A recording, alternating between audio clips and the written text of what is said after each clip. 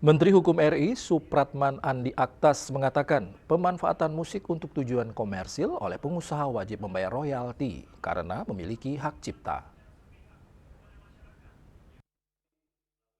Menteri Hukum RI Supratman Andi Aktas menegaskan bahwa pengusaha wajib membayar royalti setiap pemanfaatan musik yang memiliki hak cipta untuk tujuan komersil. Hal itu sesuai dengan undang-undang yang berlaku.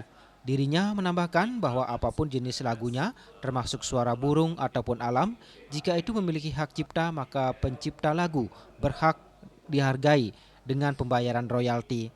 Royalti yang selama ini disalurkan kepada pemilik hak melalui LMK bukan termasuk pajak.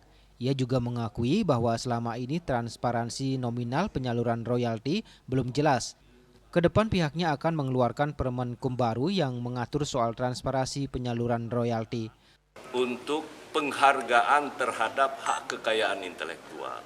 Yang namanya hak kekayaan intelektual itu ada hak ekonominya yang melekat di dalam. Karena itu akan memancing kreativitas siapapun. Ya, jangankan seperti itu. Coba bayangkan, sekarang NFT sudah rame kan? Tahu NFT kan? Itu biar cuman foto, itu laku loh, laku kita jual. Ya, ada platform yang membuat itu menjadi sebuah karya gitu.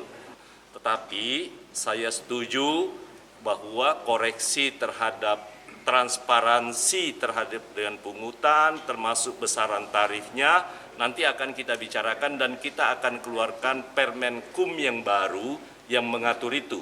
Tetapi yang lebih penting lagi bahwa royalti ini memberi afirmasi kepada pelaku UMKM. Dan yang lebih penting, royalti bukan pajak, ya.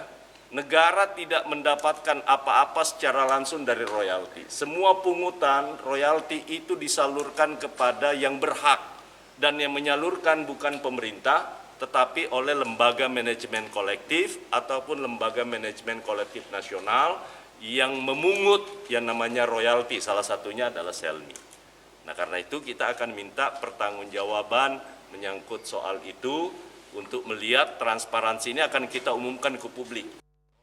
Raiswantara, Bali TV.